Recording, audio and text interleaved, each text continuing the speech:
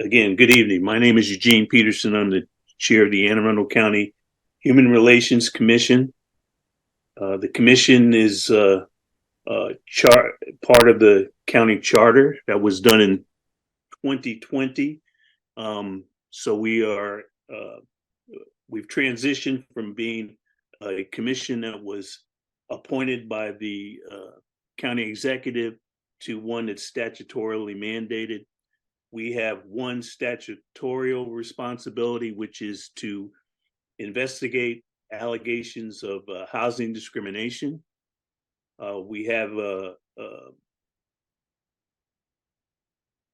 place on our webpage on the Anne Arundel County website where folks who want to lodge a complaint can do so in both English and Spanish. And our greater charge is to make Anne Arundel County, as both the county executive and the county council has memorialized in many statements, the best place for all. And that means fighting against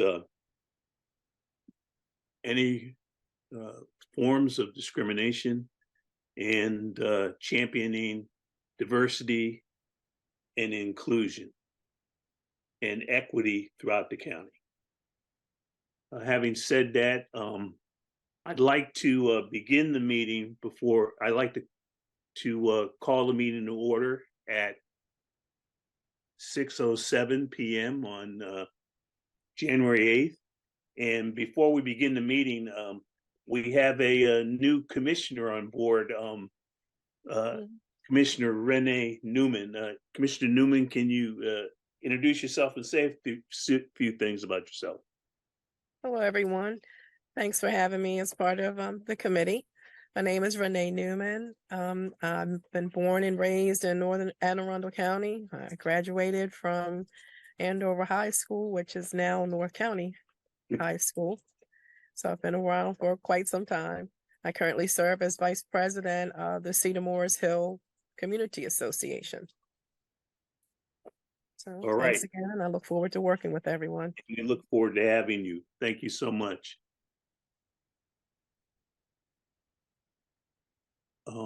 At this point in time, I'd like to point out to the commission that I sent out an email, and I don't know whether all of you had a chance to look at it, but Commissioner Hatcher, who has done yeoman's work as person's work, I guess we'd say, as our secretary recording our minutes and actions, informed me that she can no longer, given other commitments, serve as secretary. This is an important position for the commission. Even though we record the meetings, we're required to have minutes. So I would hope that by February, our February meeting, we would have a nomination or someone could contact me and let me know that they're interested in the position. As I said in the email I sent out, you don't have to sit at your desk and, if we're having a Zoom meeting, for example, have a pen and pencil out, because these meetings on Zoom are all recorded. So you can get a copy of it on YouTube, and you can access that to supplement whatever notes you might make that evening.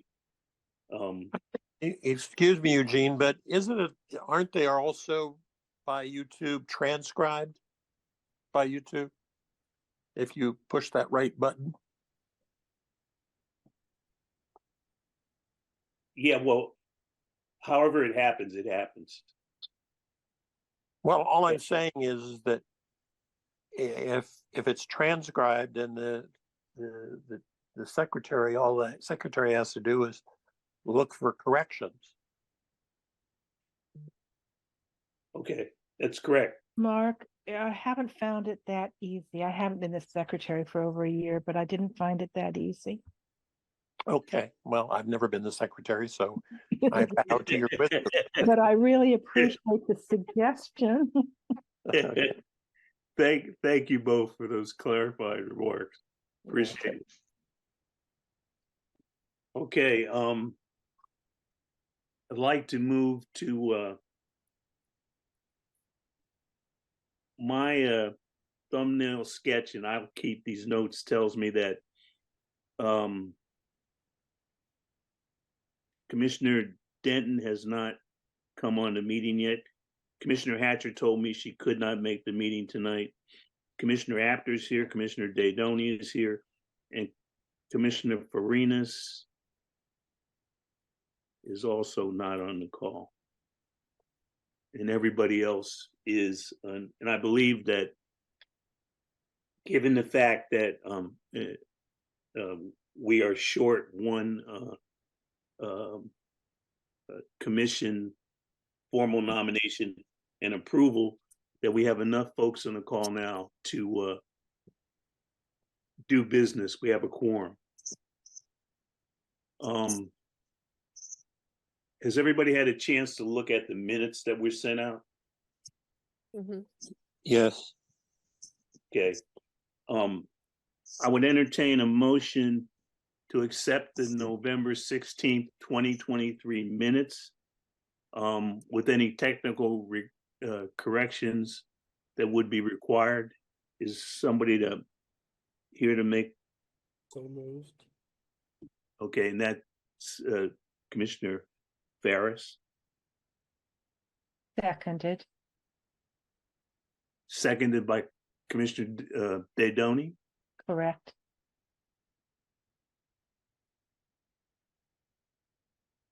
All in favor signify by saying aye. Aye. Aye.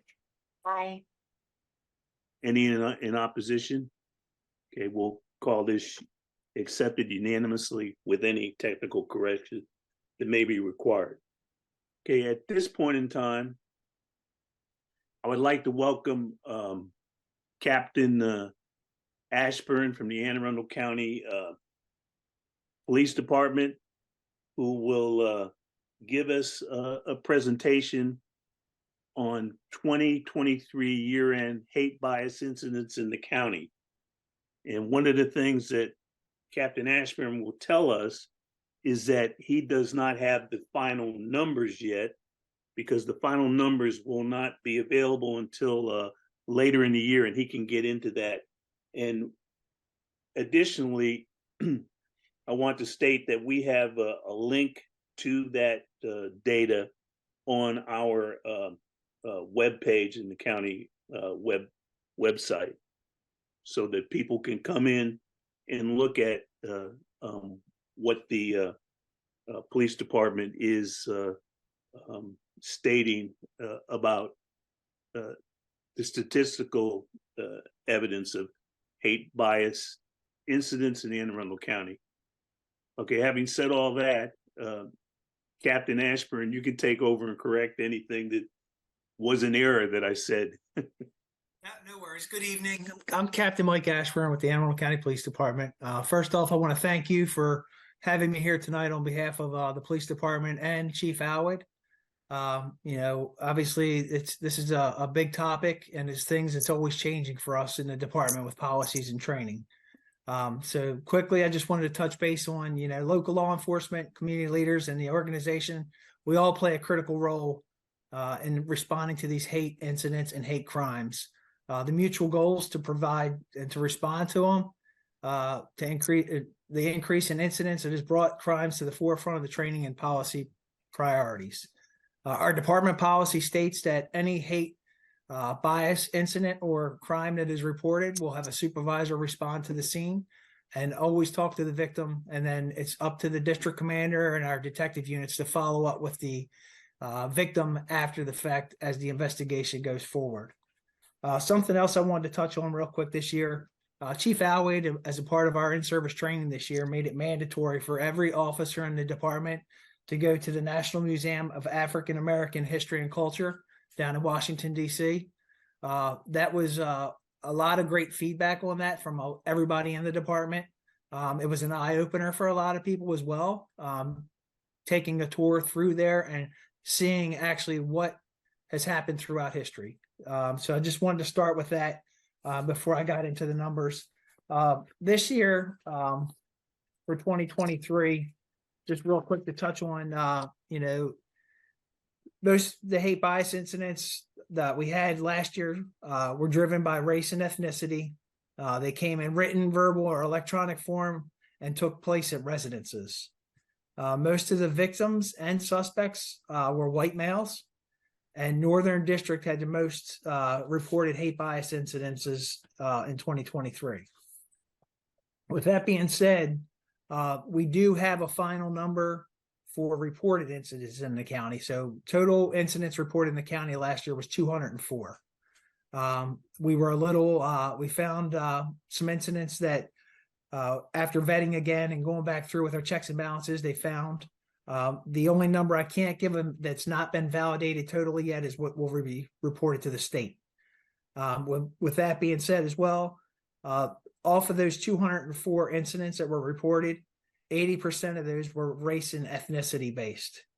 15% were gender identity or sexual orientation, and 4% were religious.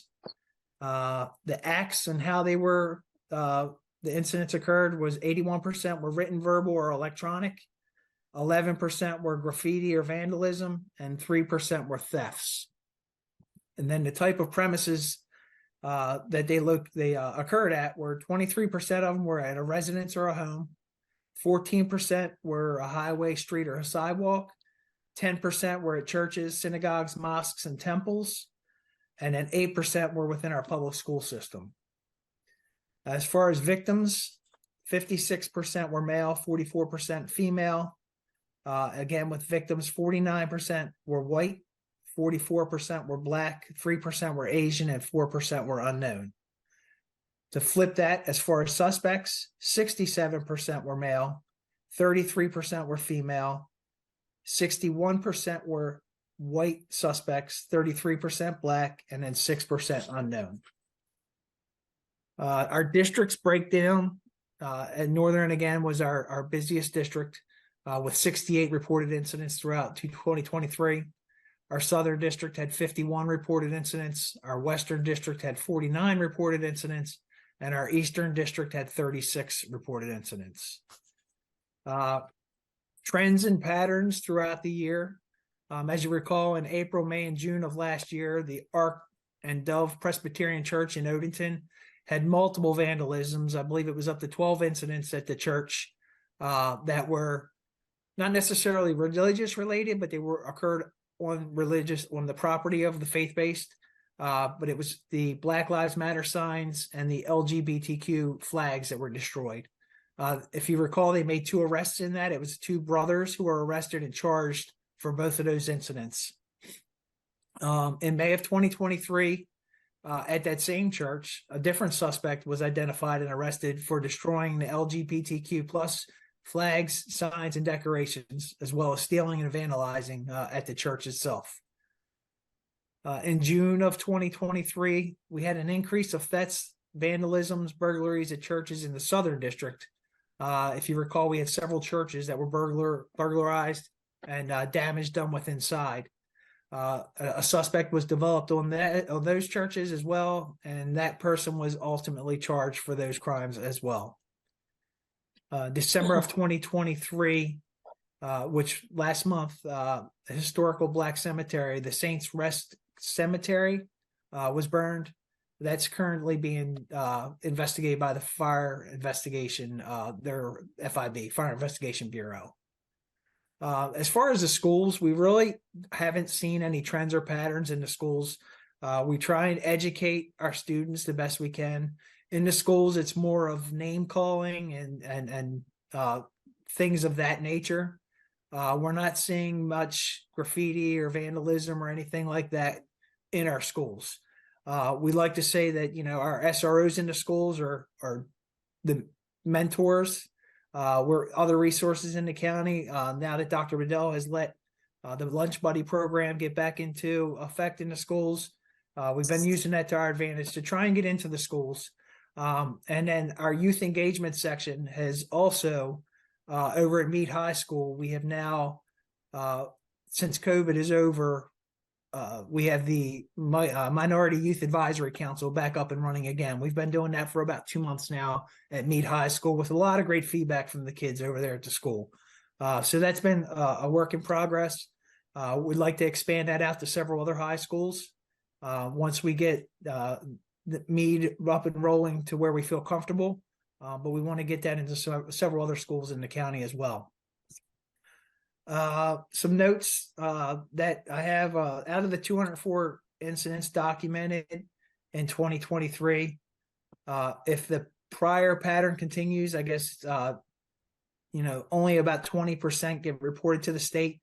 I think it's going to be roughly about the same as reported last year. We had 57 reported last year. It may be about the same, maybe a couple less. But again, that's only if the 20% holds true that it has historically. There's still, like I said, the Central Records is still completing those records to finalize and validate all the state reporting for that part of the reporting. Again, I spoke on there was approximately 70 incidents that were found by our checks and balances system. Prior to, we would have officers put incidents on their daily commander's report. But now we have a stat box in our Mark 43 system that we can track that follows the hate bias incidences. And our crime analysis unit and Central Records, they do a great job following up just to ensure that those were added in at the last minute, and they have to be validated as well. We're working on a hate bias dashboard similar to the shooting dashboard that was released to our command staff just before Christmas. Initially, it's going to be something that's done in-house, but eventually I'd like to get a public version out there to where what you have is it's going to be live. As it gets updated, it's going to be real-time information.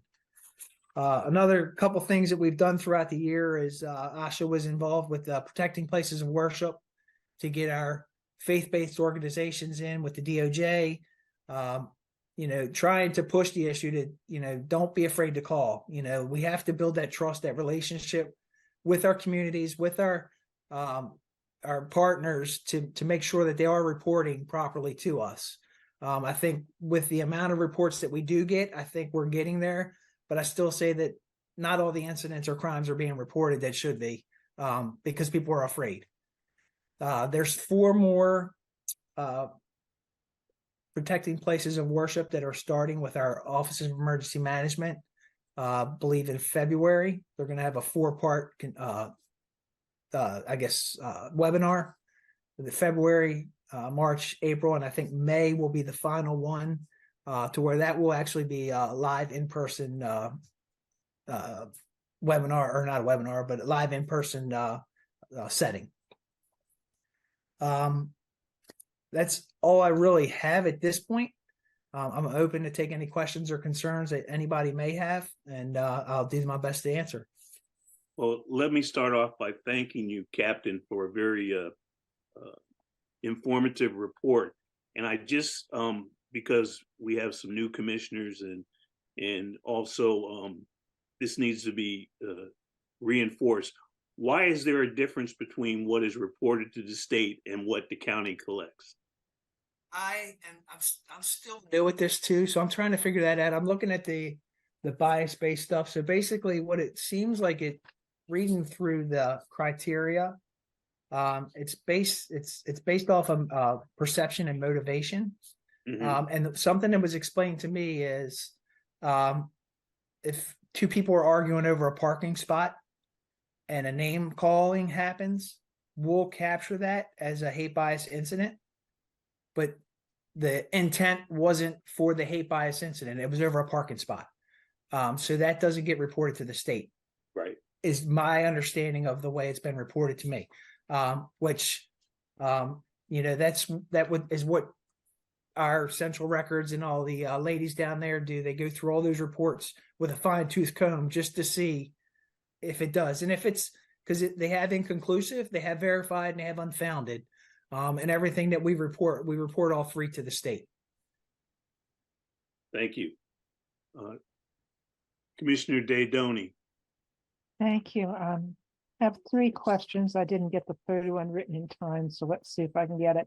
And Commissioner, President, Chairman Peterson answered, already asked the second one. So I'm going to start with your statement that I maybe misheard, that the I'm majority. gonna walk down there and move, just move the, That the majority of victims were white males. Did I hear you say that correctly? Yes, ma'am. Okay, so I'm trying to put this together in my mind, and along with the fact that the majority of causes or classifications were race and gender and ethnicity based, and I'm not seeing that be white males. Right. Can you help me understand a little bit better what is happening to the victim, the white male's victims? What's Again, happening? when we take a report, it's based off of what that person's feeling. So those, out of those 204 reports, that's the base, that's that percentage. Not all of those will be reported to the state. So that percentage of what we report to the state would obviously would lower that. So that's just based off of the incidents that we take in the county. Again, I see exactly what you're saying. The majority are race ethnicity, the 80%, but we're showing a 49% of white males or white victims. So I can only assume that these are reports that were taken that either a white male felt they were victimized at some point, and we classified it as a hate bias incident. And that's why it's in there. And as race that. and ethnicity based. Right. Okay, so I will tell you this is very interesting to me. Mhm. Because my perception is that the greatest hostile number of incidents are around being Black or Hispanic, and then gay, and then Islamic or Arab. uh-huh. So I'm trying to put the story together here, and I'm thinking that somewhere there are a whole lot of white males who are being the victims of hate bias incidents, not crime incidents. I understand that difference, based on gender or sexuality based slurs or religion based slurs. I'm puzzled. So maybe if we could find out more about that, Yeah, I'd like to know. I can find out more for you on that. Again, this data was just given to me a couple days ago. I wasn't expecting to even give percentages and numbers or anything because I didn't think we'd have them all. I didn't get to dive. I wasn't have a chance to dive deep into that to figure it out. But that's easy for us to figure out. Thank you. And so essentially what I'm talking about is the intersectionality of the data. If I can use the now a little bit aged social evaluation term. I want to thank you for bringing us these numbers, and you have done a deep dive. You've given us more than I expected you to be able to. I think it's wonderful.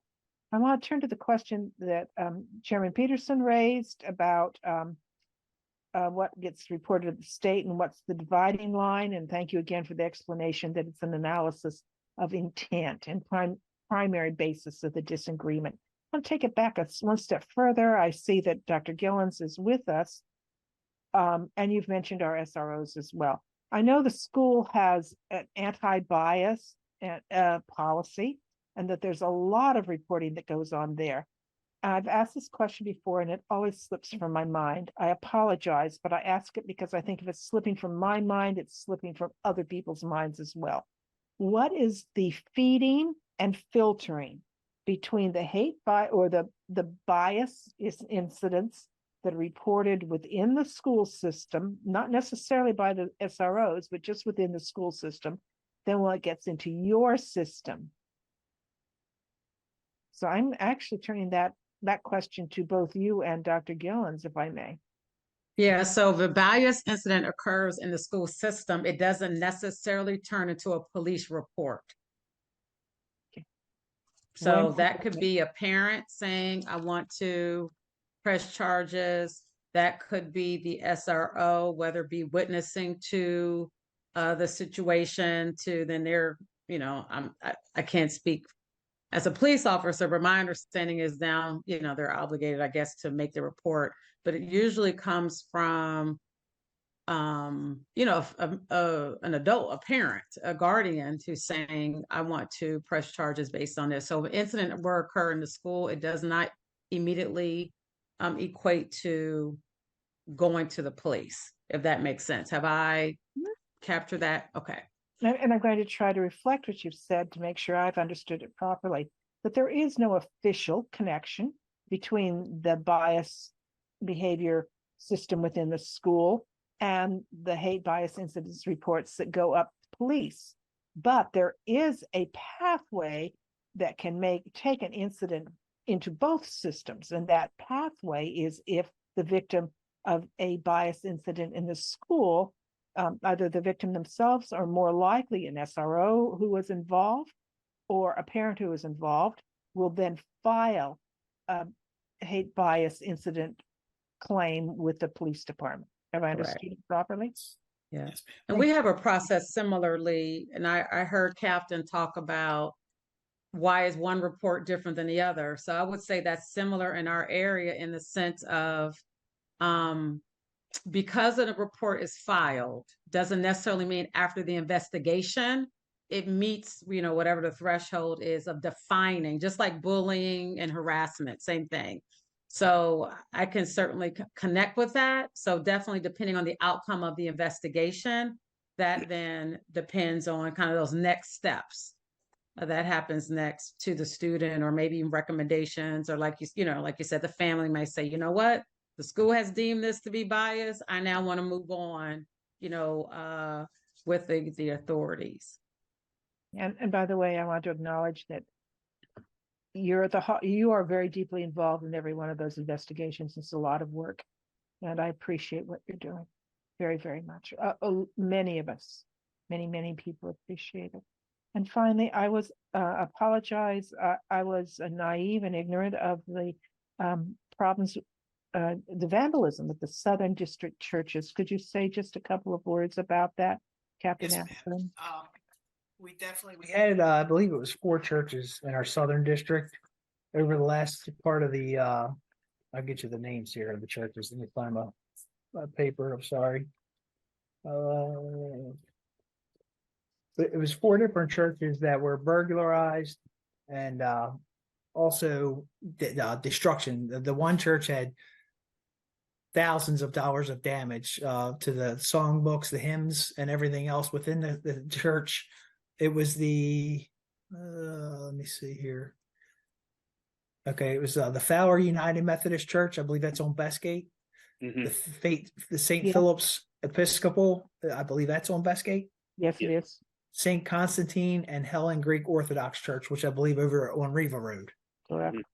So they were all burglarized and some type of vandalism done within the church. Now, the gentleman that they arrested, I don't know. Again, I think there was more mental health with that went with that. But again, he was charged for all of those incidents. And that was Fowler United Methodist on Bestgate, right? Yes, ma'am.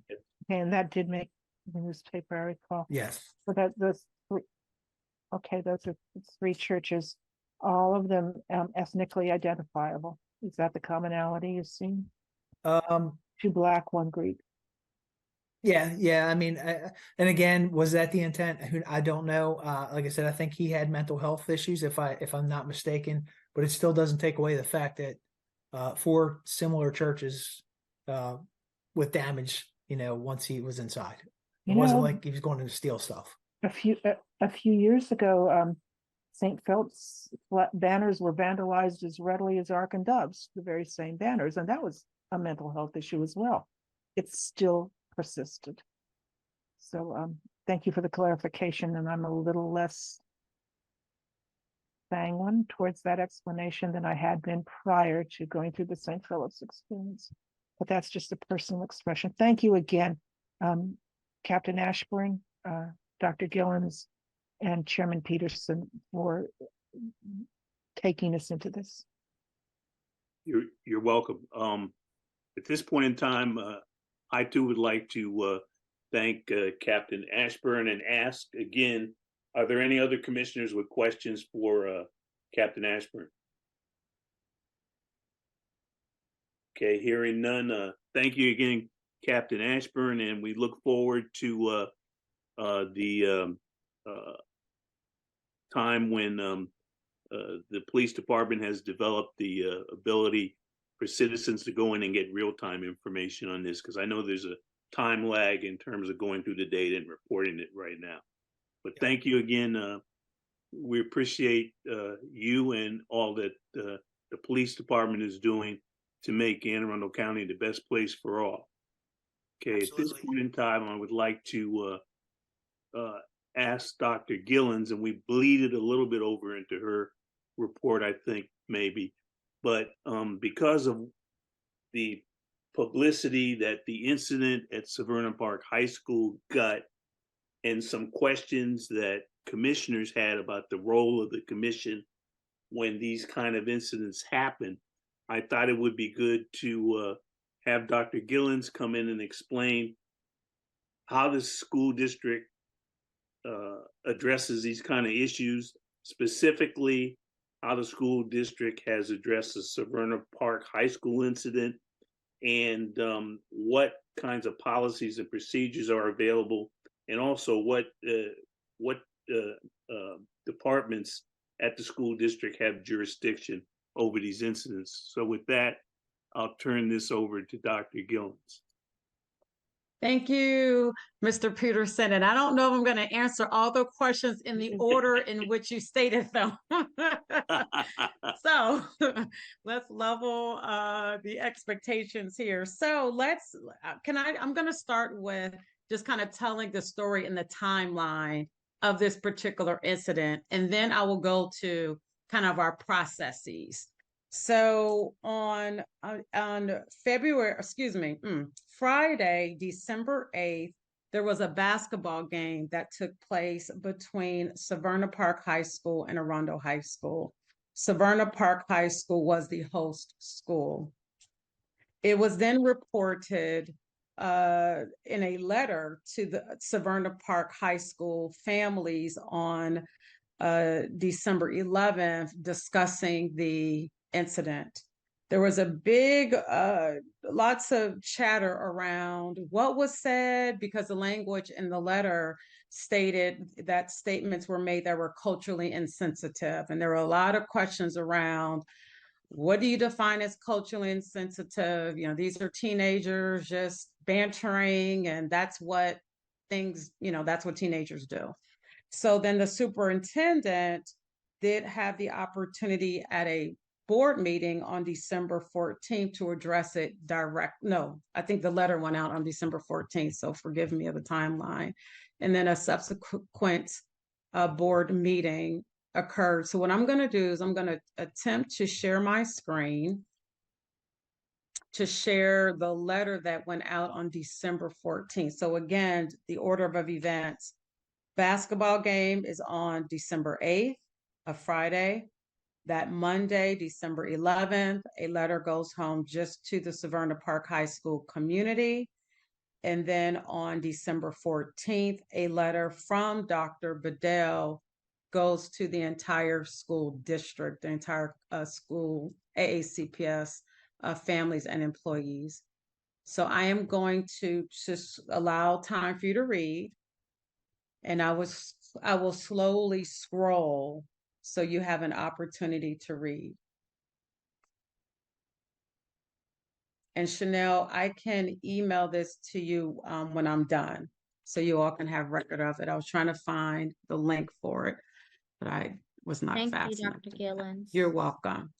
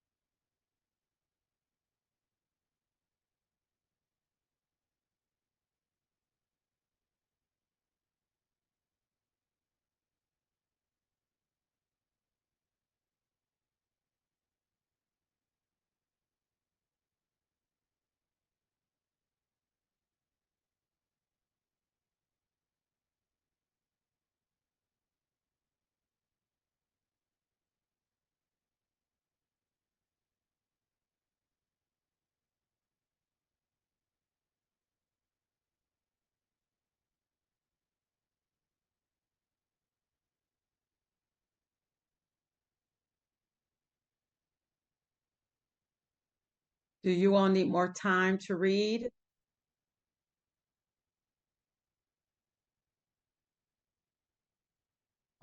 I have read it. Okay. So I am going to attempt to stop sharing. If I can do that. My mouse is not cooperating. It says new share. Huh, I've never seen that. Pause share. Let's see if that works. Okay. Okay, so everyone was able to read that? Yes. Okay.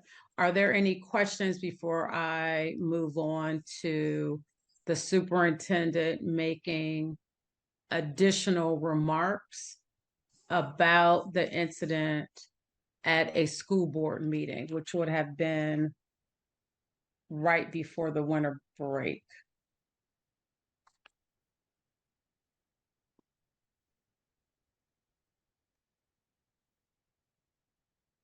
Any questions or statements or any ahas about the letter? Had you all seen it? Okay. So Dr. most, Gillen, do you want me to do my aha now or later? It's going to be the same as I did at our Equity Advisory Committee meeting. you can do it now. I think that's fine because I don't remember if we did the link to the board meeting, but we never watched it. So yeah, do your aha now, Dr. Dodoni. So for the last 2016, the last 7 or 8 years, the NAACP has been asking for zero tolerance a policy towards the harassment, the microaggressions, the macroaggressions to get swept away and denied at athletic events. And we plead and nothing happens. And we plead and we come back to the bullying and biased behavior policy that Dr. Gillens has talked to, which can be used, but if there's denial and nobody hears it because it's happening on the field or there are too many people involved, there's nothing you can do about it. And it's been Caucus of African American Leaders meeting, after NAACP meeting, after board testimony, after letter, and nothing changes. And I am so very impressed that with one very straightforward letter, Dr. Bedell conveyed from the top what a zero tolerance policy looks like. We didn't even know what it would look like. This is what it looks like. He sets the stage and says, we're going to do it. I thank him. Mary Dodoni individually thanks him beyond belief. I know that the president of the NAACP contacted him immediately and thanked him as well. And Dr. Gillens, thank you because you've been in there fighting the whole time.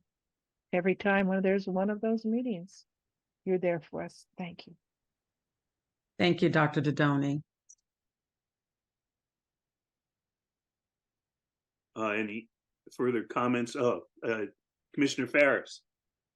Yeah, so there's sort of a trend here. It's Severna Park High School that's in the headlines quite often. What has this school community done? I mean, they did the community conversation last year, and the principal preaches that this is not who Severna Park is. Which clearly a year later, that's who that school unfortunately still is. It's like, I mean, historically, the Severna Park area has been not the best culture, but doesn't seem like it's getting any better. Has there been any interventions or whatnot?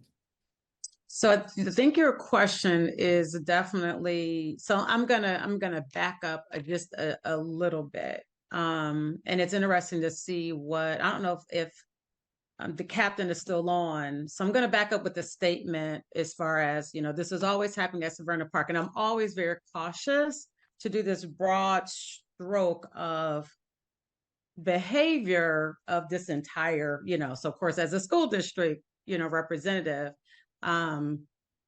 very cautious of making this overgeneralization around every single, student, because we obviously have students who make poor decisions across the district. So with that being said, when we talk about data in particular, an interesting data point from the Maryland State Department.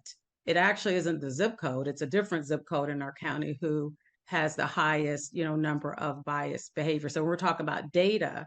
What also does tend to happen is when things are so public, right? Your attention is drawn to a particular school or two where it's like, wait a minute, this, I feel like we dealt with this last year. What's going on here? So I definitely understand your question, Jaden. So to answer the original question about kind of who's responsible for what, right?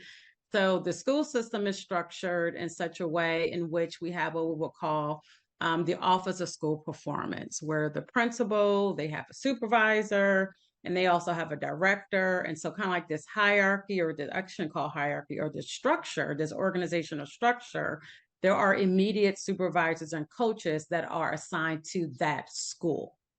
So when you talk about kind of what's the process, definitely I'm in there, I'm doing some consultation. Here is my best thinking. Here is some thought partnering as to the next step. But it's the responsibility of a different office that go in and supervise, does the coaching, does the follow-up, because their ratio of schools is obviously much smaller than I'm only one me for the entire district. And so we have what we will call regional assistant superintendents, and their ratio is like 1 to 20. So they're able to provide that type of support. And so for me, I'm alongside of the regional and the director saying, okay, here are best practices, here are the things that need to be done to support the school. So it's more of a collaboration on that level. So I don't know if I've answered that question or not. Now, what we do district-wide, which is interesting, because again, mixed reviews around the work. So, at a minimum, let's say at a minimum, as far as what comes out of my office, we have there's tons of early dismissal days that occur in a given school year. Of those days, like there's some coming up, and that's because it's a transition in semesters that will be used for grading for teachers, as an example. Then there's another one that's coming up in February that is dedicated for students to go home and teachers to stay behind for equity professional learning. So the purpose of that is to build the adult capacity around equity. One of them being is noticing. I appreciate what Dr. Dodoni said. A lot of times either adults aren't noticing these things are happening, or they don't know how to interrupt it and to correct it, et cetera. So that's definitely that purpose of that time. And we're the only school system in the state of Maryland that has 4 designated days to do this type of work. So just so you know, as far as Anne Arundel County Public Schools. Now you have the student piece. So we also create lessons around Unity Day lessons. I have to tell you, when you talk about what can you do to help, please talk to your colleagues or, other community members to find out why is it that we have families who refuse to send their students to school on Unity Days. I'll repeat that. You have families who refuse to send their student to school on Unity Days because they do not want their student exposed to these lessons around unity, around anti-bullying, around identity, around diversity. So that is our effort, right, outside of the curriculum, to have rich discussions with students around this notion of unity, diversity, equity, inclusion, et cetera. But we do have families who will, again, not send their student to school. And I've been told that directly, so I know that to be true. And we do have policies, of course, against these things. I can also make sure I send Chanel not only our student code of conduct, but we do have an athletic handbook that clearly outlines what spectator behavior should look like and sound like. It does not promote when we say, oh, kids are being kids. No, no, it is really clear on what student behavior should look like and sound like at games. So because of this, so again, not just, as Dr. Bedell said, this is happening across, is this culture, from my understanding, I guess there's some college culture where the fans are acting real indignant and stuff. I don't watch sports outside of, what happens in AACS. So I'm totally, ignorant when it comes to that. But from my understanding, a lot of this is also students, young people are seeing this being modeled in other, areas, apparently higher ed. With that being said, we are also having conversations with principals, which we already had before the break, is what proactive approach can we take? For example, before a game begins, you remind fans, here are the expectations of how you're to behave and interact with one another and with the players. If you do not, here are the consequences. You will not get a refund. We will stop the game. You will be removed and will not be able to participate, because participating in athletic activity is a privilege. It is not something that reads anywhere in some kind of educational law that says every student, has to have, be able to go participate. This is all extracurricular. So we definitely are not violating anything by saying, no, you will not only will you be removed, but you will not be able to participate. You've lost those privileges. So we're having a meeting actually on Wednesday again with the principals to also talk about some best practices. What are some other things? What about supervision? Are we doing a proper training for adults who are supposed to be supervising at these events? Are the adults talking to each other and catching up on what they did or what they're about to do on the weekend? Or they always call, is your body open, where you're actually actively supervising and paying attention to what students are saying? We also may need to have professional learning again on how to interrupt these things. So some adults may not want confrontation, right? I don't want to confront the young people. Well, let me give you some language of what that can sound like. So I am intimately involved in that professional learning piece of it and doing some collaborations with principals. Actually, like I said, it's happening this Wednesday. But a lot of things have happened since then to now. We actually had an opportunity, we meaning myself and the principal at Arundel High and her assistant principals, being in front of coaches. I think it was the winter sports coaches, to have this conversation with the folks who are doing the work. They're there. They know what happens that I would not know, because I'm not a student athlete nor a coach in the district. So we were able to get a lot of information through the coaches as well, because I have blind spots. What's happening? What are you hearing? What are your players saying? So we're still working through that. Have I answered that? Yeah. I know, Jade. I'm sorry. You're like Dr. Gillens now. That was long-winded. Sorry. Yeah, I do most of that, but since I used to be your intern, but it's helpful that you kind of overviewed that for the rest of the commissioners who might not be as familiar as I am. Thank you.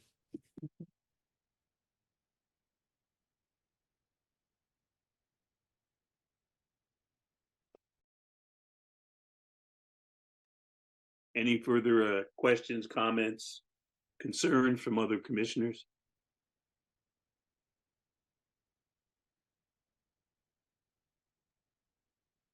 Okay, hearing none. Is there any further follow-up? You said there's.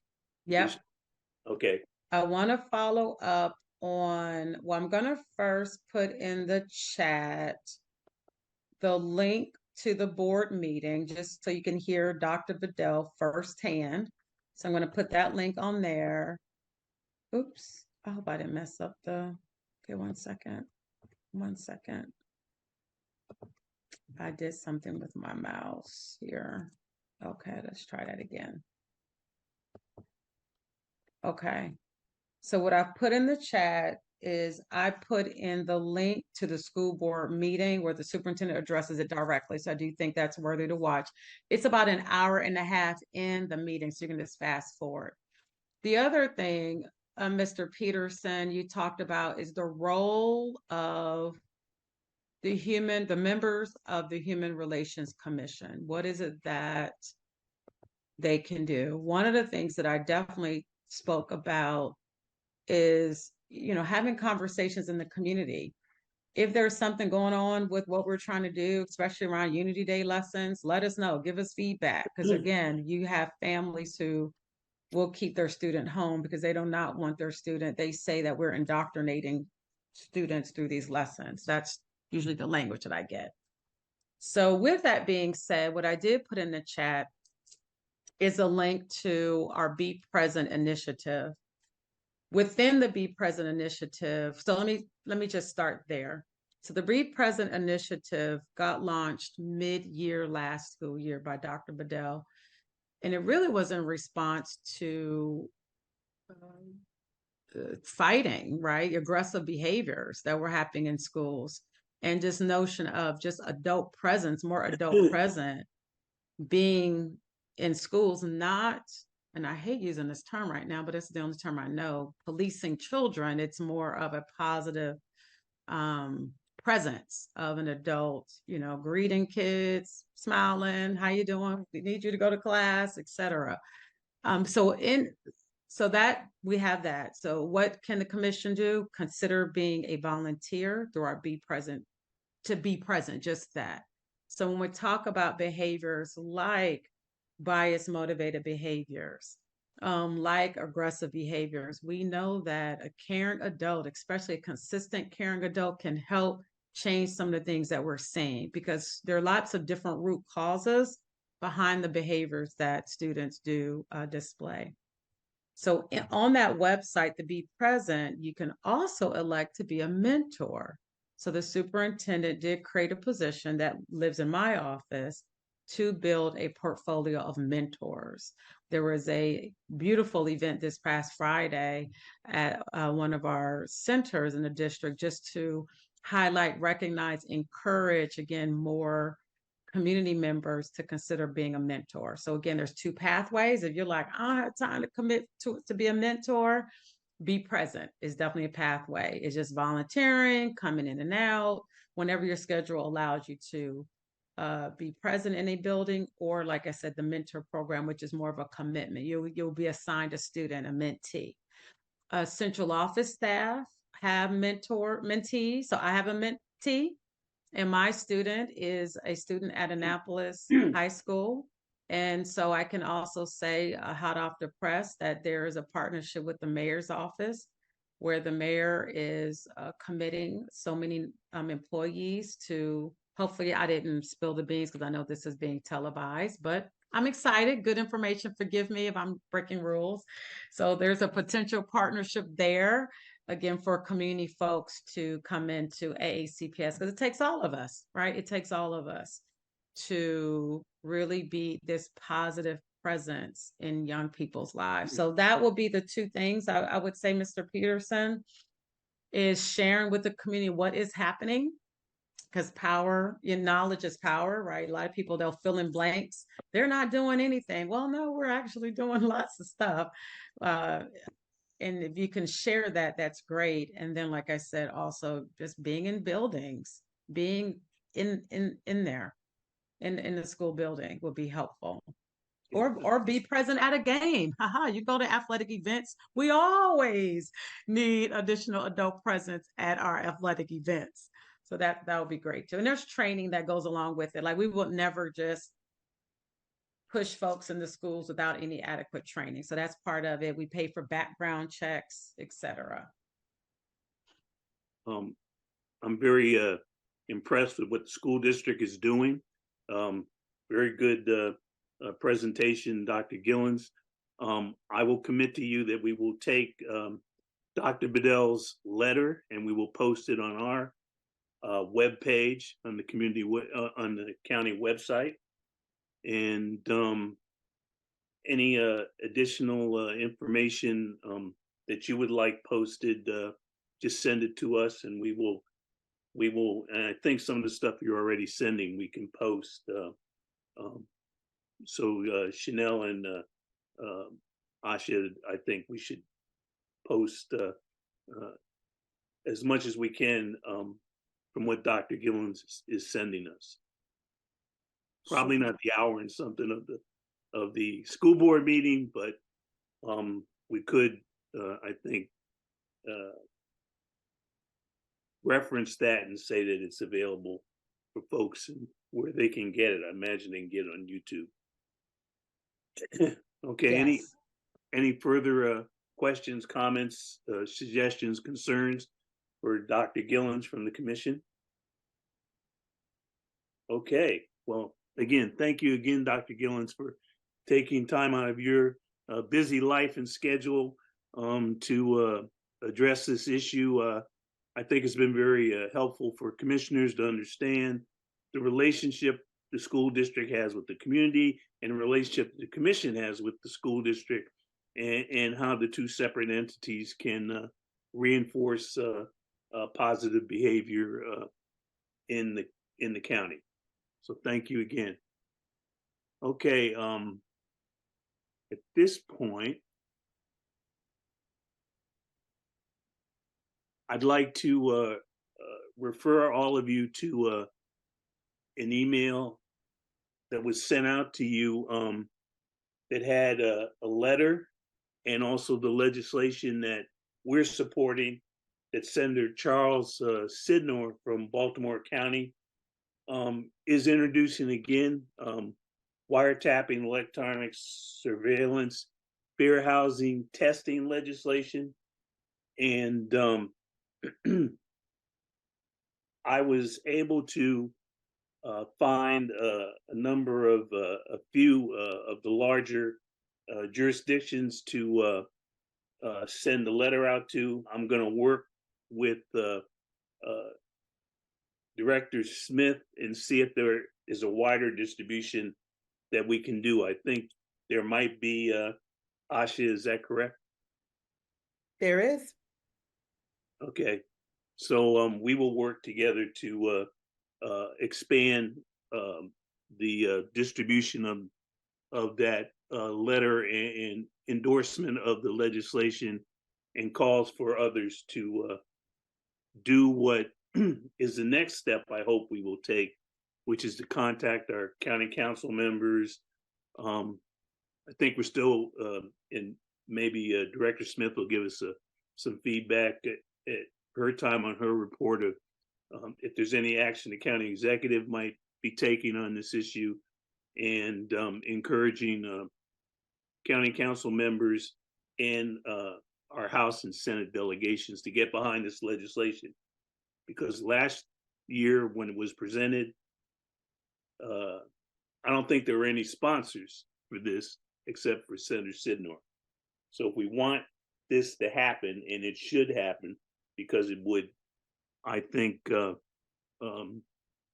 enhance our ability to fight both de jure and de facto housing discrimination that's by law or by intent, then or action or inaction, then I think we should work to see if we can get this done.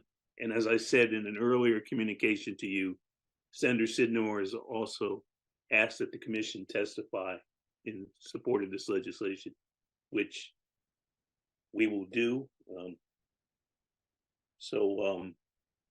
Wanted to bring everybody up to speed on this. Are there any questions? Commissioner Ferris. I mean, housing is not my policy. Like, it's not something I'm familiar with. So, could someone that's familiar with the bill? I've read it, but I don't understand it. Okay. Like a quick overview. Sure. Director Smith, you want to take a crack at it? Sure, no problem.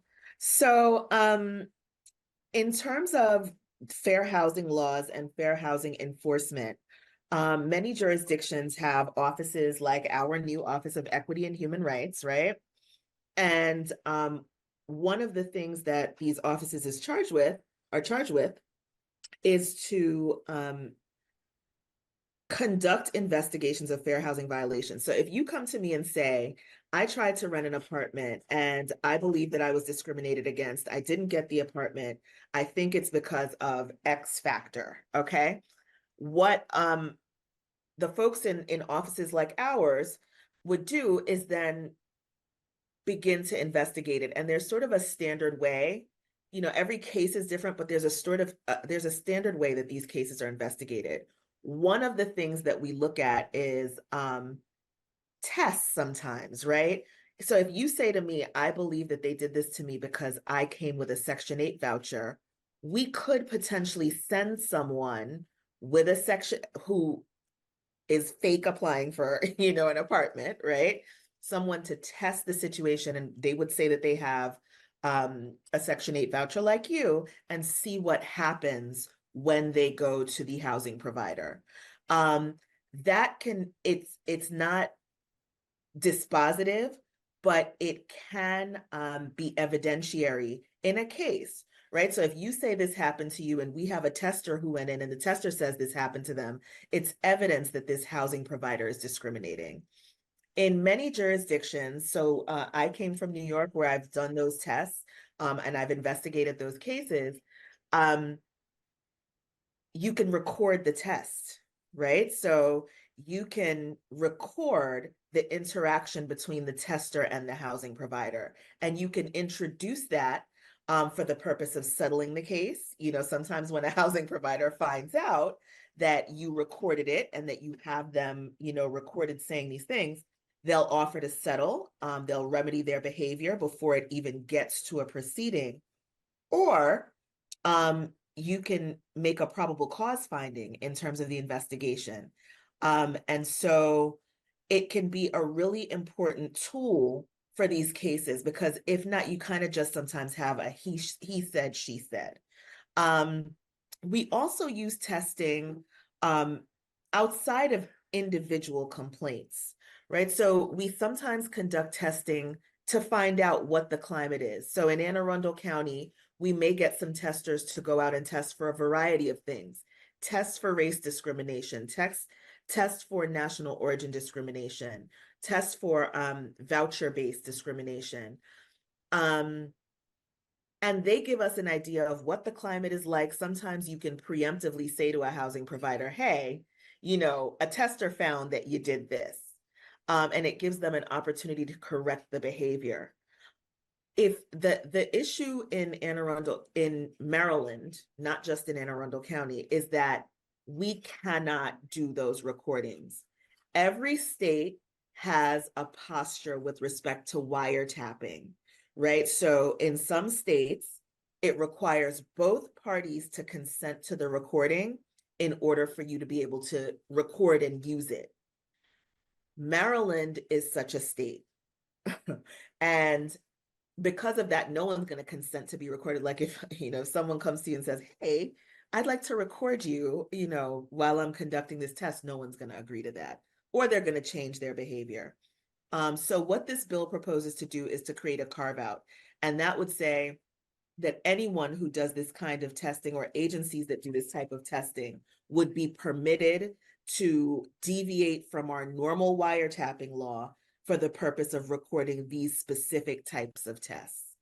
The bill is asking for a carve out so that people who do this type of enforcement work can record tests and then use the tests to end or to remedy fair housing discrimination.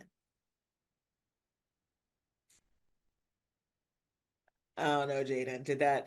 That was a mouthful, but I understand it more. Housing policy is not my strong suit at all. Yeah, it's, you know, it's a weird thing because the wiretapping law doesn't just apply to housing, it applies to everything. Basically, it says, you know, two parties have to consent to be recorded. In a one-party recording situation, you know, in states that allow that, it can vary the way that that's applied, right? But what it means is that as long as I am live in the room, I can record. I don't need your consent to record. That's in a one-party consent state. Maryland is a two-party consent state.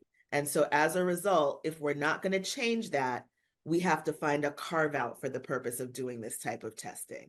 And that's what Senator Sidner is proposing. Okay. Commissioner Daydoni. I won't reveal the circumstances under which I learned this, but I have been told that if a person has a hearing disability or a visual disability or some other disability, the American Disabilities Act creates a one-person carve-out for recording live. It's true. I've never heard that, but it does make sense because sometimes recording devices are the way that people with disabilities communicate, right? So if I have a CapTel phone, which is, you know, closed captioning my conversation, I'm sort of recording it not for the purpose of recording, but for the purpose of having access to the discussion, right? That's an access tool. I've never tested that. I don't, even if you can record it, I don't know if it's like if it's admissible, like can you use it? I think that's a different question. Because it kind of allows you to do something indirectly that you can't really do directly. Not that we were looking for workarounds. Well, I mean, it's interesting. I'd love to, look into that a little more. In all of the situations that I've encountered, I don't think that's come up for me. So I'll take a look into that. That's interesting. Mary, what are you doing over there? You know that little cartoon that says, when I'm old, I want people to say, what's she up to now? Got it. That's funny. Any further comments, concerns, questions from commissioners on where we're going with this? Again, the commission, we voted to strongly support this. So again, Director Smith and I will expand the request of folks to get involved, and I'll work with hers, and I'll probably take the letter that I develop and send it out to our county council members and all of our delegation and see what we can get done. And I'll make some personal phone calls also. And if anyone wants to join me in this effort, I'd gladly support that. So if you're interested in changing this law, and we all are interested in that, but if you want to give me a little hand in helping make this happen, send me an email and we'll talk about it. Okay, I want to move to our next topic, which is Unity Day site visit planning report. Commissioner Farris. Okay, I think at the last meeting, which was about 2 months ago, we decided that when we visited the site, found it wasn't a good fit. So our new site is in Edgewater. It is at Beverly Triton Nature Park. Time is still the same in March. Let me pull up the agenda from our last meeting. And Lisa, David, Asha, feel free to pop in if I miss anything.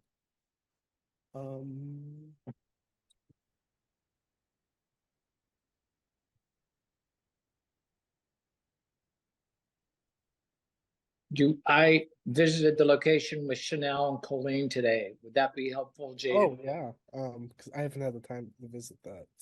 So it was a beautiful day. It was sunny. Chanel, I met Colleen and the gentleman who is in charge, the acting director of Parks and Rec, and then also the woman who is in charge of the Beverly Triton Park.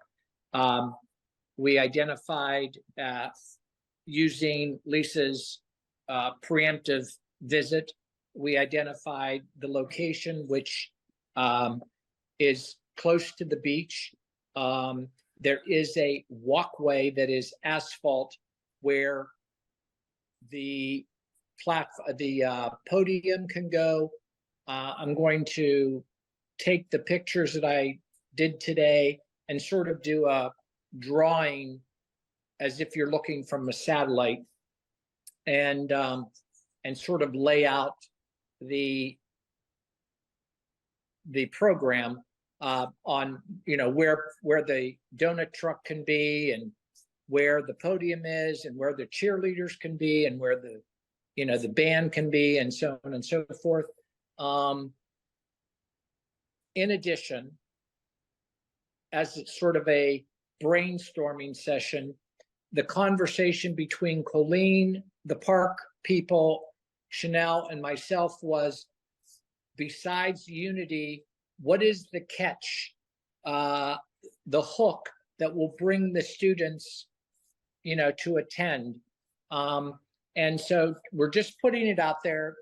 We can discuss it at the Unity meeting, but there was some thought that maybe since the beach is right there and it is March, that we would sort of have a Unity dunking or jump with the county executive Pittman, maybe one of the favorite teachers, the principal, the football captain, the head of the cheerleading squad, and maybe they do sort of like a little plunge. We think that would really draw the people together. It could be a lot of fun. We would do it at the very end so that they then can towel off and get onto the buses or into their cars. But anyway, that was just a little additional thing on top of the speakers. We wanted to up the game a little bit for Unity Day. And, but we've sort of laid out the space. It seems to work very well. Colleen was happy with, what we were discussing. I don't know if Chanel is able to add any additional thoughts and discussion. But Jaden, we thought it was a really nice location. And then we just needed to get feedback from the doctor on, what's acceptable. Did we reach out to the schools? How, does it look for them to participate? And then also get an idea of what the count, how many people might be attending.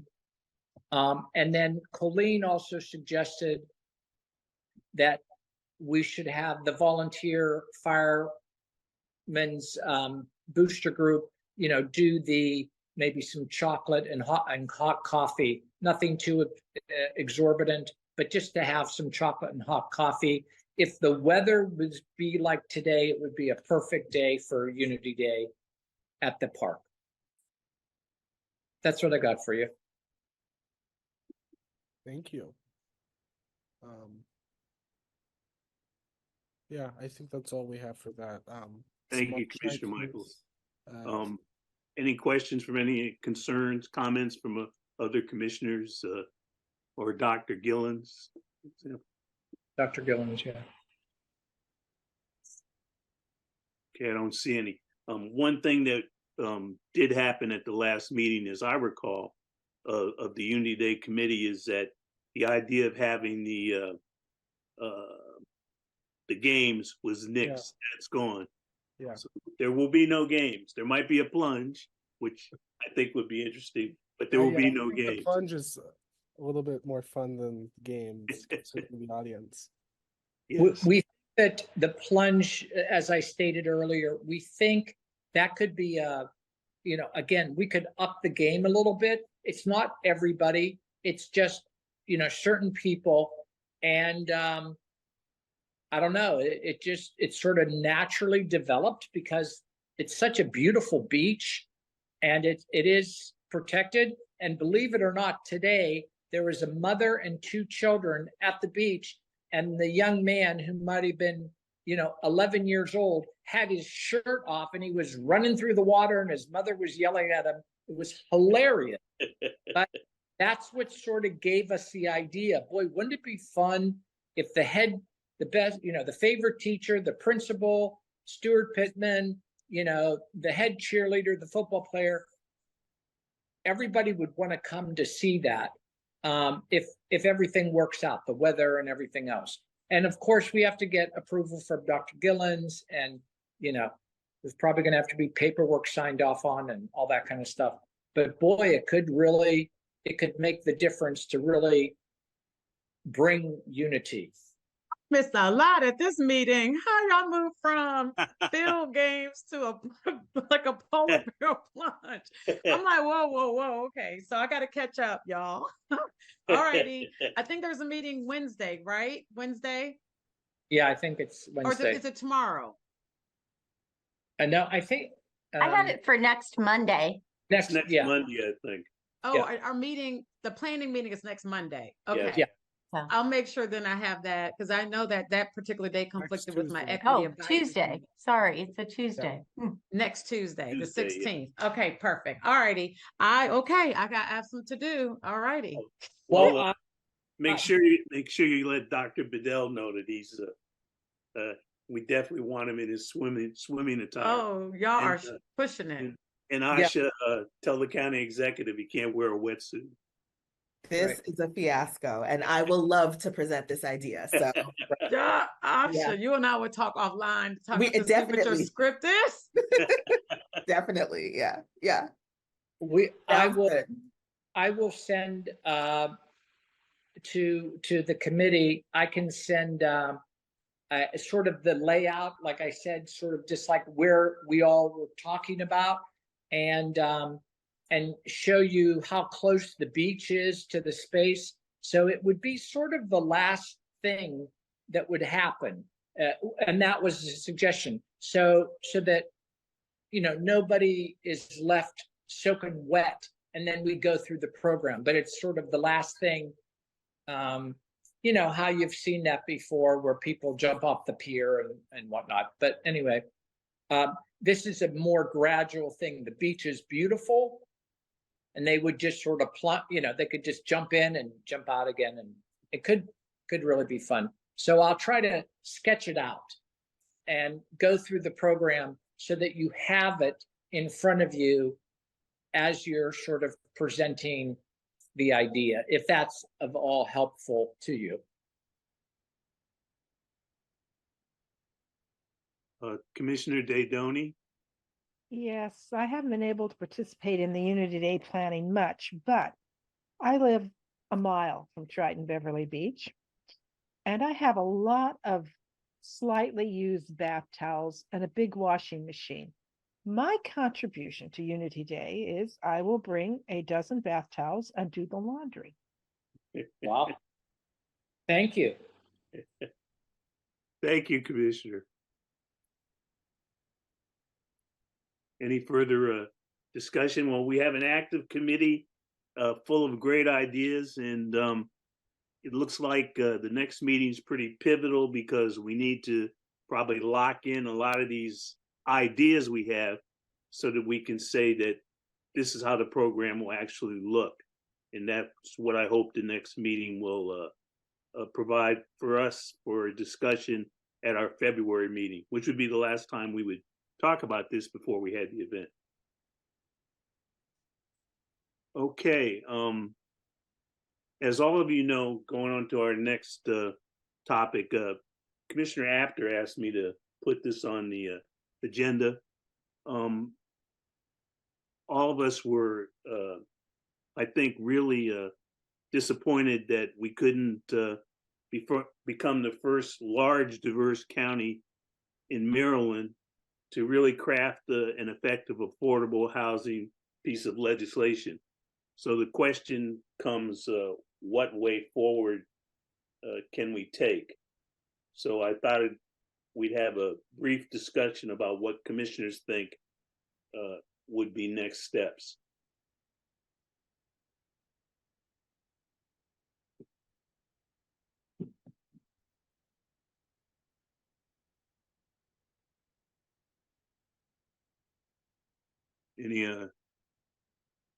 Any ideas?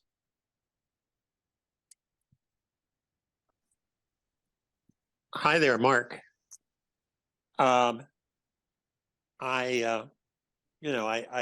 concur with you that it's too bad that we couldn't be the first major county to enact something like this. But to see what we've got now, which is, the liberals saying, oh, this is too bad. Some are saying, well, we want more, so we're not voting for this. Others are kind of saying, well, we need to redo this. So it just seems to me that they need some kind of firm support from organizations like ourselves to say, enough is enough. We need to, enact what we can get at this point in time.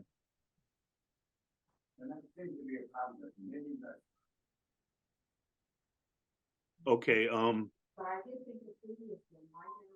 I guess, any other, oh, Commissioner Dadoni, are you? No, that's my failure to lower my hand. Oh, okay, not a problem. Um, Commissioner Pearson, I was lucky enough to be asked to sit in on the post-meeting about, we're talking about the housing vote. Yes. And there was a lot of different comments made.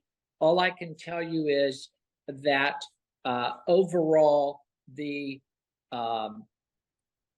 fight to go forward is one of positiveness, and they're looking at different avenues.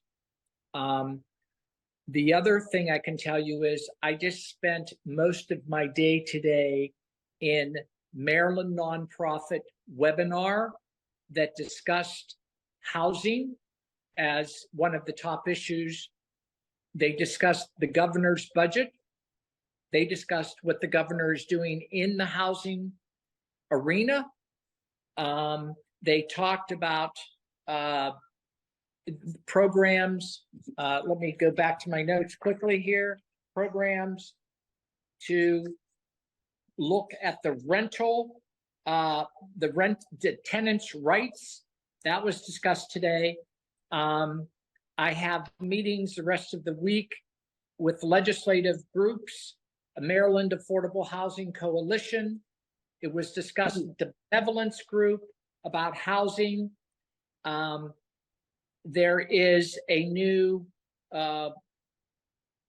process for mission-driven housing for organizations such as ourselves.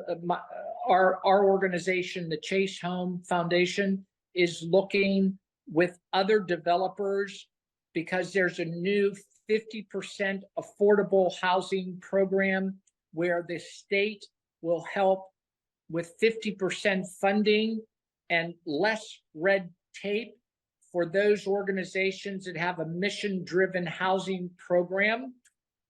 I'm meeting on the 20th with the Maryland Episcopal Housing Organization at the Claggett Center to discuss housing.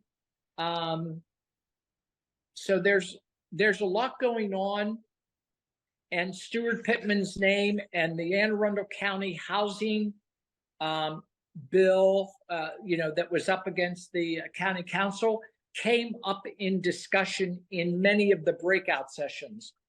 And then there's a coalition of counties, county executives, as you're probably well aware.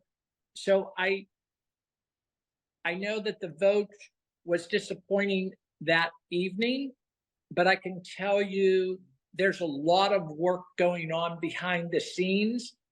I don't even have 5% of everything that's happening. That's all moving toward that housing is the most important issue for all of us moving forward. So that's just a little bit of touch of what's been going on, if that's helpful.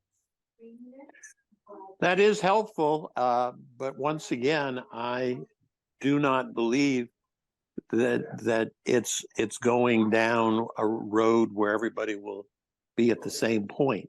I think that the Human Relations Commission needs to speak out strongly that these various and sundry groups need to come up with a consensus and move for that, and not everybody just move down their own unique roads. Okay, let me enter the conversation at this point in time.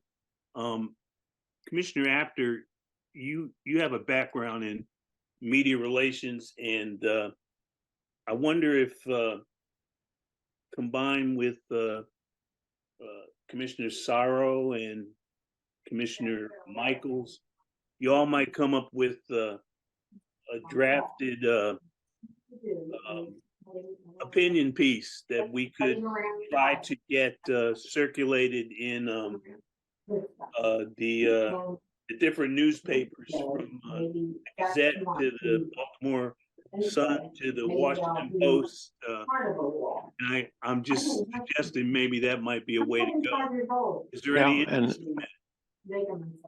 Yeah, I'd be happy to work with a small group to come up with a consensus, kind of think piece Okay, that would, and it's not just the Washington Post and the Baltimore Sun, it's the Afro, it's the Baltimore Times, it's the Hispanic papers. There's a whole universe of right. media, some of which are a lot easier to get to than the majors. Right. Okay. Commissioner Sorrow, are you in? Okay, Commissioner Sorrow has agreed. Commissioner Michaels? Sure, yes. Okay, Commissioner Apter, why don't you take the lead and get a hold of Commissioner Sorrow and Commissioner Michaels, and Yeah. see if Are you all guys willing to, excuse me, are Yeah, you go ahead. guys willing to meet in person in the next week or so, or just via Zoom? I'm available for both. Good. I would just as soon do it in person, and I Sure. think we'd do well that way. All right, Sure. so I'll send you guys emails and we can figure out a place and time. Sounds great. Sounds good. Okay, great. Thank you. Okay, so we'll hopefully have something that we can look at either at the February meeting or hopefully before the February meeting, that this informal subcommittee will work on. And the thing that I would ask each commissioner to do is to those that are appointed by the county council members, contact your county council member. And I think a simple way to put it is, why are we making the perfect the enemy of the good? And you can have a discussion about that in terms of this legislation, because that's what I think happened.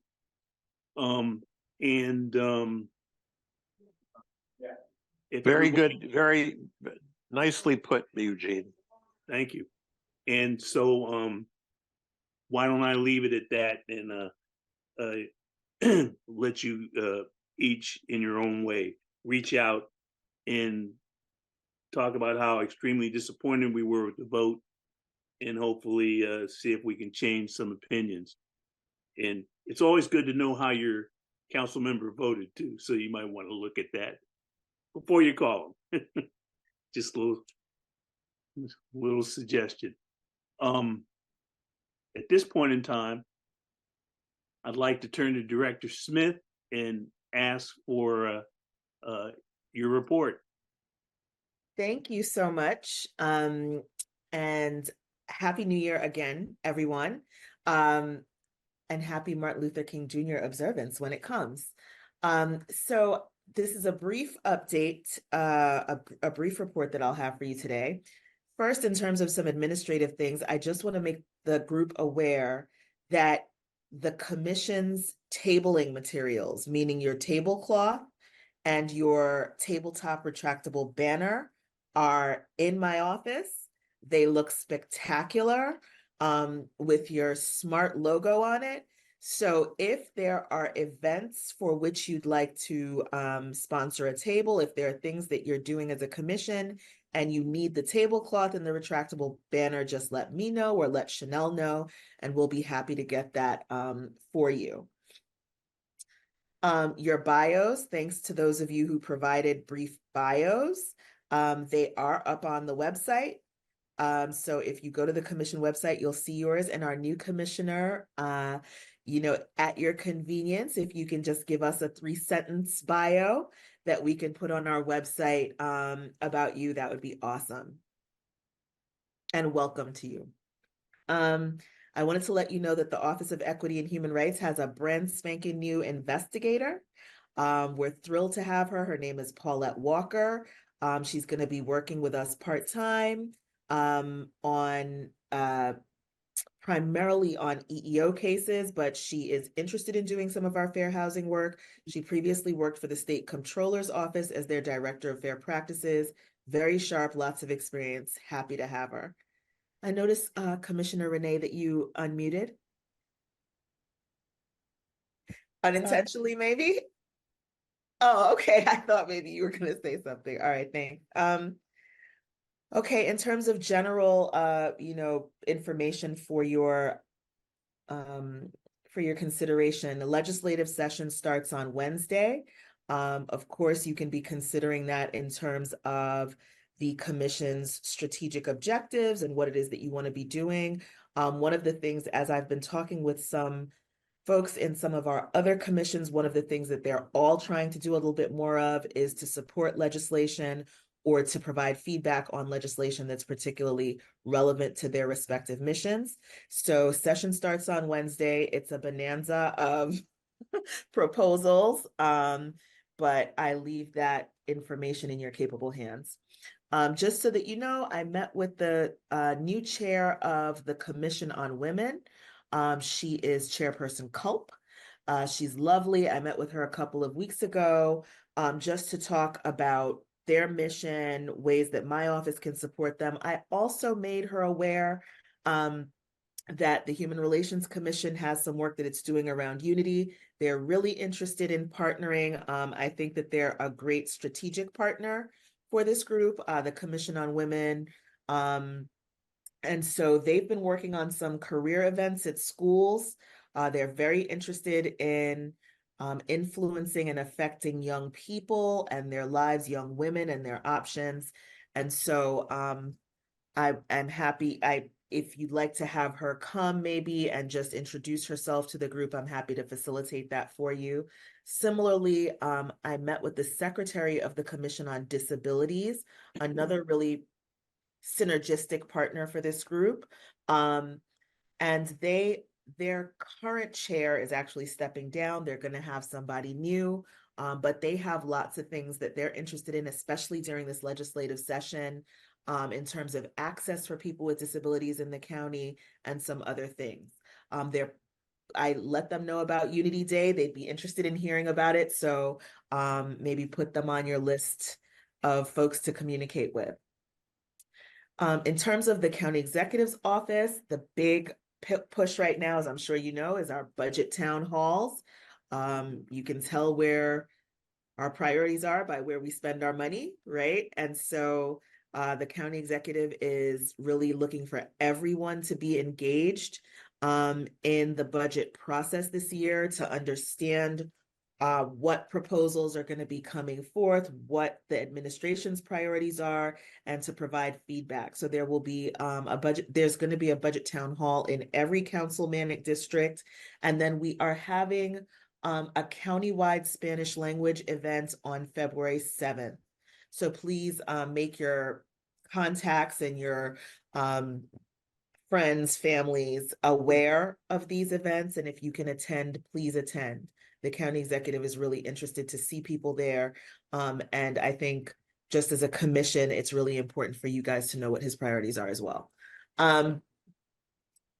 In terms of the police reports, we had Captain Ashburn on, which was great to hear a sort of year in review. Once the dashboard has been updated, you'll know, and we'll make sure that that link is now on the commission's website, so you can always click on it and see where we are in terms of the dashboard. We had 9 incidents in the month of December. 3 of them were in Linthicum, 2 were in Glen Burnie, 1 was in Hanover, 2 were in Annapolis, and 1 was in Brooklyn. Of those 9 incidents, 8 were race-related, and 1 was a sexual orientation-based incident. So that is where we are. That's all I have for you this evening, and thank you for your time. Thank you, Director, and we always appreciate your report. I'd like to move on. Commissioner Hatcher isn't here, who is our liaison to the Annapolis Human Relations Commission. We have no old or new business. Are there any items that any commissioners have for the good and welfare that you would like to state at this time? Okay, hearing none. I'd like to make one correction.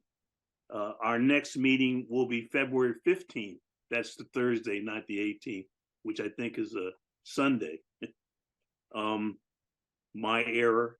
So the next monthly meeting of the commission will be February 18th, 2024 at 6 p.m.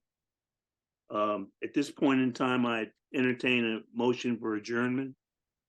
I'm sorry, can I ask one question? You certainly can, Commissioner. Did you say February 15th or 18th? 15th. 15th, right? Yes, Yes. Thursday. Thank you. Yeah, just confirming. Okay. Okay. And I want to point out that Captain Mike has his hand up and had written in the chat that he has an answer to one of our questions. Oh, okay, great. Okay, Captain. Okay, there we are. So I made a phone call as soon as I got off of offline explaining last year. What I was told is Hispanic is not considered a race and is captured under white. And as far as the discrepancies that we could have is when they go through a community and put a bunch of anti-Semitic literature out. Depending on what type of community it is, it could be an all-white community where you have multiple victims in that community. That's the information I was given. I can dig a little deeper, but I at least wanted to put that out. That's where we're at for right now. Great, good information. Thank you so much. I make a motion that we Adjourn. Okay, I knew that word.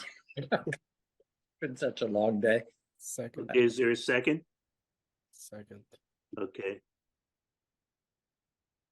All in favor signify by saying aye. Aye. Aye.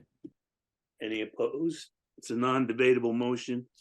Thank you all, and appreciate you taking time out of your busy lives to have this meeting. Especially want to thank our guests today for very informative presentations. And I'll see you all in February. Bye, y'all. Happy New Year. Thank you. Bye-bye. Bye-bye.